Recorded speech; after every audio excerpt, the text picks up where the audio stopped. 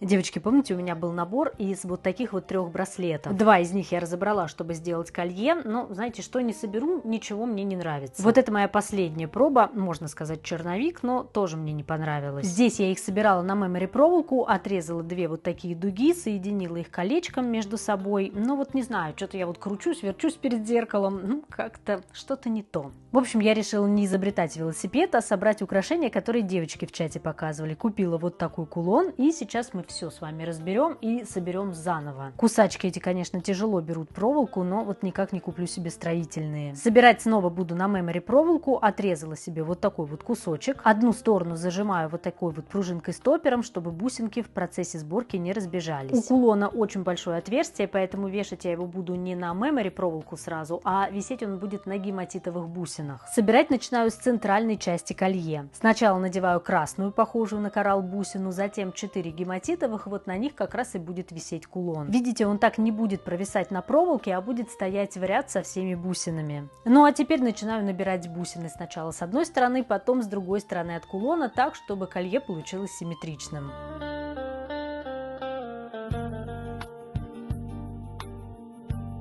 Я почти собрала колье, но мне не хватило буквально несколько бусин. Ради этого разбирать еще один браслет мне не хочется, поэтому я сейчас сниму часть бусин и проставлю их вот такими гематитовыми. Гематит очень симпатичный, бусины неправильной формы, поэтому, на мой взгляд, они отлично вписываются в общую концепцию. На одной стороне колье я уже закрутила петельку, и сейчас на втором кончике покажу, как я это делаю. Раньше я их закручивала круглогубцами, оставлю ссылку на видео, где я подробно показывала. А сейчас я кручу их вот таким дурацким инструментом. Дурацким, потому что изначально он предназначен для пинов, но мне не понравилось, как он их крутит, поэтому я их приспособила вот для мемори проволоки. Петельку он закрутил, но лишний хвостик почему-то в этот раз не стал откусывать, ну, может, сломался уже.